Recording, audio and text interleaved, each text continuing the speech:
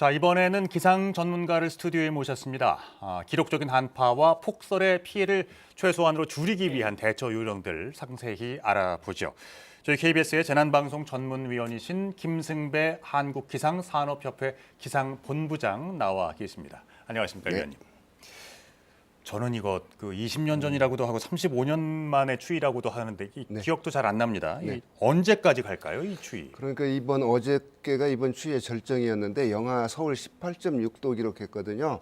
딱 20년 전에 영하 18.6도니까 그 뒤 처음 나타났으니까 뭐 20년 만에 추위다 이렇게 말하기도 합니다. 네, 기준점에 따라서 약간씩 좀 표현이 다를 수는 있겠네요. 그래서 이번 추위가 이제 지난 6일부터 기온이 떨어지기 시작했는데 이번 추위의 절정은 어제였고요. 이제 오늘은 어제보다 한 2도 높아졌거든요. 그럼에도 불구하고 서울 오늘 아침 영하 16.6도니까 뭐 아주 춥죠. 오늘 낮에 해가 분명히 떠 있을 텐데도 낮 기온이 뭐 영하 10도 안팎이니까 이번 추위의 강도를 가늠해 볼 수 있습니다. 이번 추위는 이제 어제를 절정으로 해서 조금씩 올라가는 추세니까 많이 누그러졌다 이런 느낌을 받는 건 한 12일부터 될 것으로 보입니다. 다행이네요. 근데 말입니다. 지구는 더워지고 있다고 하는데 왜 자꾸 이렇게 한파가 오는 거예요? 그렇습니다. 전 지구적으로 지구 온난화 문제는 뭐 어제 오늘 얘기가 아닌데요.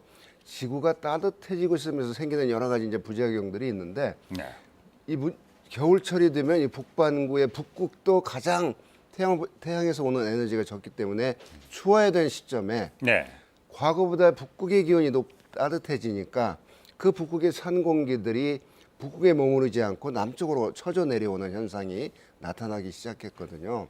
자, 그러면서 그 찬 공기가 어디에 치우치느냐, 유럽 쪽이냐, 북미 쪽이냐, 우리 동아시아 쪽이냐 이런 그때 사전에 예상할 수 없는 우연성 때문에 우연히 이렇게 찬 공기가 이쪽으로 넘쳐오는 그런 현상이 나타났거든요. 그거는 이제 북극의 찬 공기들을 가두어 놓는 제트기류가 과거보다 북극이 따뜻해져서 그러니까 북극과 중위도와 온도 차가 적어져서 그 제트기류가 약해졌다. 그래서 찬 공기가 넘쳐 내려온다. 그래 이번 추위도 그런 원인으로 분석이 됩니다. 지구 온난화의 역설이네요. 그렇습니다. 지구 온난의 역설이고요. 그다음에 이제 우리 북반구의 겨울철 기온을 결정하는 게 복잡한 그 구조입니다. 그러니까 멕시코만의 난류가 흐르고 뭐 이런 어떤 그런 구조 속에서 북쪽의 찬 공기 세력이 어떻게 우리 쪽으로 내려올 거냐에 따라서 그 온도가 결정이 됩니다. 제주도에도 한파주의보 지금 내려져 있고요. 부산 앞바다가 얼었습니다. 그리고 눈이 지금 그 후남 서해안에도 큰 피해를 주고 있고요. 앞으로 얼마나 더 내릴까요? 눈의 절정도 역시 지났습니다. 이 눈이 만들어진 게 고기압 확장할 때는 날씨가 좋은 조건이거든요. 그래서 내륙에서는 맑은 하늘을 볼 수가 있는데 바다 위는 상황이 다릅니다. 바닷물은 온도가 해수면 온도가 한 10도 정도 되거든요.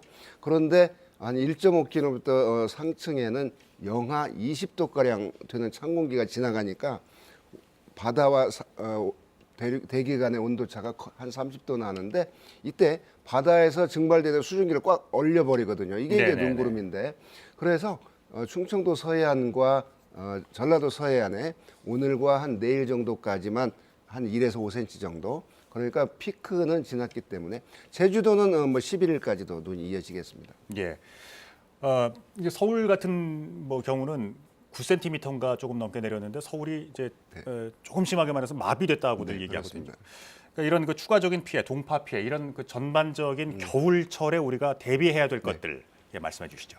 겨울철에 여름철에는 이제 많은 비로 태풍으로 피해를 보기도 하는데 겨울철에는 이제 역시 이번과 같은 한파와 폭설인데 폭설이 가져다 준 피해는 며칠 전 서울 교통 대란 또 2016년도 제주도에 공항에 마비돼가지고 비행기에 못 뜨고 눈 때문에 천여 명의 관광객이 그냥 갇혀버리는 그런 현상이 있었죠. 그래서 겨울철 되면 그 기상 정보를 꼭 활용해서 그 여행을 해야 되고요.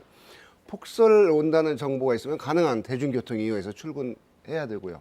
한파 때는 지금 이번에 많이 나타났듯이 동파 예방, 또 낙상 사고, 눈에다가 이렇게 추워지니까 그 골목길 이런 데는 뭐 빙판길 이루고 있는데 그래서 그 낙상 사고 줄여야 되겠고 저체온증, 한랭 질환 조심해야 되겠고 불필요한 외출은 삼가하는 게 좋고요. 보온에 각별히 신경 쓰고 해서 피해를 예방을 해야 됩니다. 이번에 피크는 지났지만 한 3, 4일 정도 아침 기온이 영하 10도 이하 떨어지는 그런 추위는 계속이 되거든요. 그러니까 동파 더 이상 피해 없도록 각별한 주의가 필요합니다. 늘상 예상됐던 말했던 그런 어떤 동파 예방, 보온 또 저기 화재 예방 조심을 해야 되겠습니다. 알겠습니다. 한파의 큰 추세는 꺾였다고 하니 그 참 다행스럽네요. 그렇습니다. 자, 지금까지 김승배 위원과 함께했습니다. 고맙습니다. 네.